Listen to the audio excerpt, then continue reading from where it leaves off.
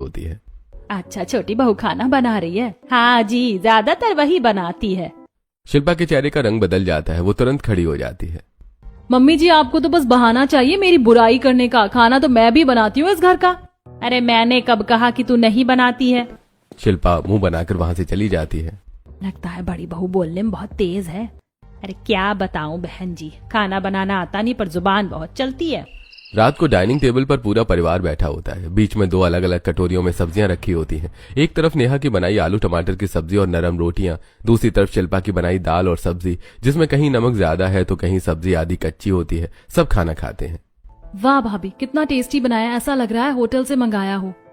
भाभी, इसमें नमक थोड़ा ज्यादा नहीं हो गया? और ये सब्जी थोड़ी कच्ची लग रही है। शिल्पा ये क्या बनाया है?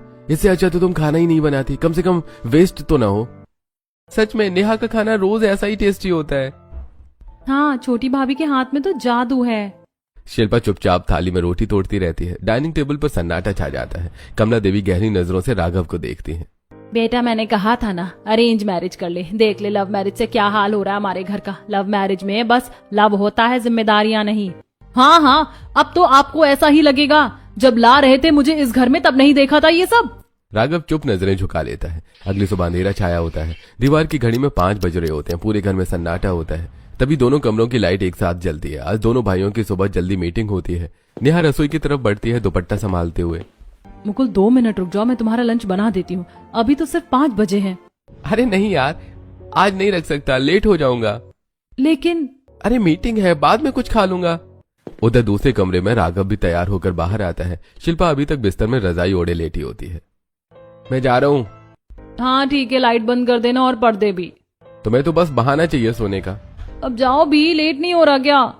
दोनों भाई घर से निकल जाते हैं। नेहा दरवाजे तक छोड़ने आती है।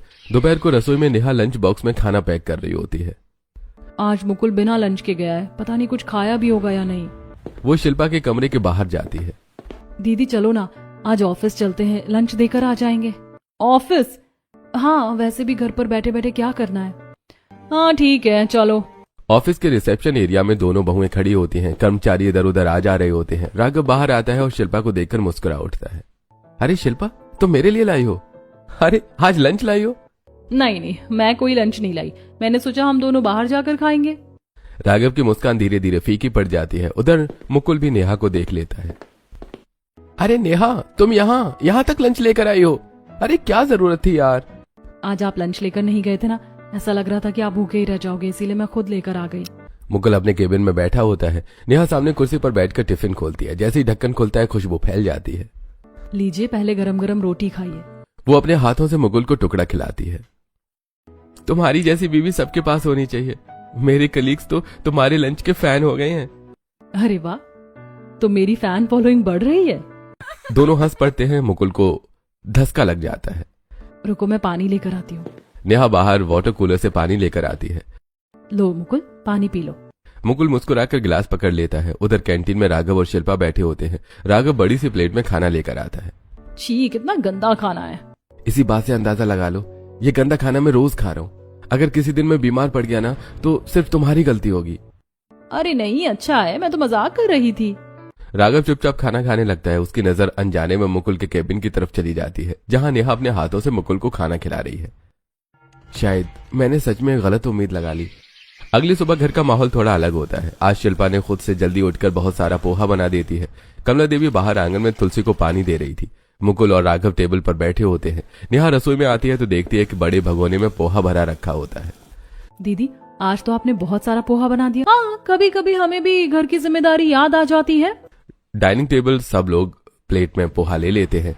जैसे ही पहली चम्मच मुंह में जाती है, अरे ये क्या, इतना नमक? इसमें तो पूरा नमक भरा हुआ है। प्रियंका भी मुंह बनाकर प्लेट दूर कर देती है। कमला देवी तुरंत प्लेट अलग रख देती हैं। शिल्पा, खाना बनाने का मतलब सिर्फ गैस जलाना नहीं होता, स्वाद भी देखना पड़ता है। मेरा तो फर्ज था बनाना, बना दिया, पसंद आए या ना आए वो मेरी जिम्मेदारी नहीं है।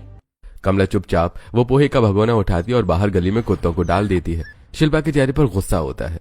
ऐसा गंदा खाना बनाने की कोई जरूरत नहीं है। अगर बनाना है तो मन से बनाओ, वरना मत बनाओ। आप लोगों को कभी मेरी अच्छाई दिखेगी ही नहीं। नेहा चुप रहती है। अगले दिन प्रियंका अपने कमरे से आती है। दोनों भाभी आज मेरा प्रैक्टिकल है, लंच अच्छा चाहिए। शिल्पा भाभी आप मेरा फास्ट फूड बना देना और नेहा भाभी आप देसी खाना। अब तुम्हारा लंच भी मैं ही बनाऊं क्या? घर की नौकरानी समझ रखा है क्या?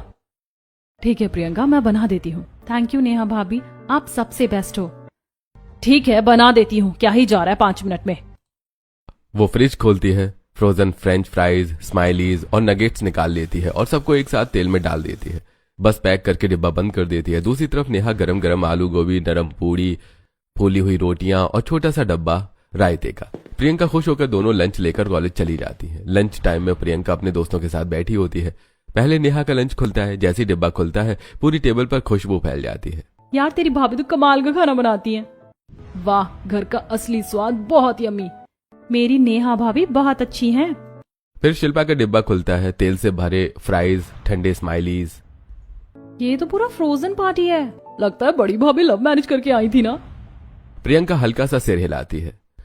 लव मैरिज में फोटो अच्छी आती है पर लाइफ परफेक्ट नहीं होती। सब हंस पड़ते हैं। प्रियंका को थोड़ा अजीब लगता है पर सच कहीं ना कहीं चुभता है। अगली सुबह घर में हल्की सी भजन की आवाज गूंज रही होती है। नेहा पहले ही उठ चुकी होती है। रसोई में गैस पर 2 अलग अलग कढ़ाई चढ़ी होती है। एक में कम नमक की सब्जी सास कमला देवी के लिए, दूसरी में सब्जी बाकी परिवार के लिए। साथ ही वो ससुर जी की डायबिटीज वाली दवाई निकालकर प्लेट में रखती है। पापा जी पहले दवाई ले लीजिए फिर नाश्ता कीजिएगा।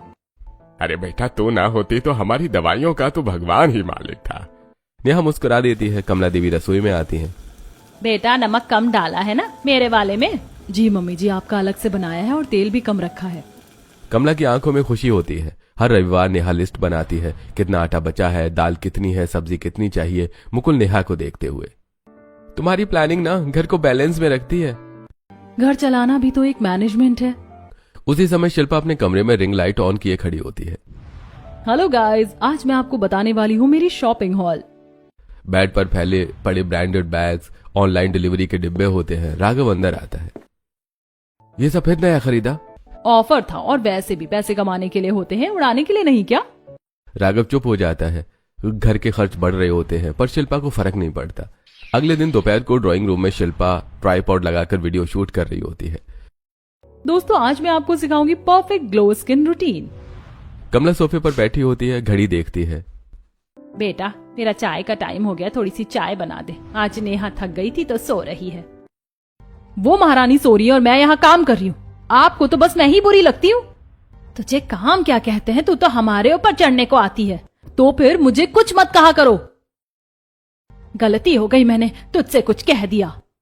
कमला गुस्से में उठकर खुद रसोई में चली जाती है। कमला गैस जलाकर चाय चढ़ाती है। हाथ हल्का कांप रहा होता है। तभी पीछे से नेहा की आवाज आती है।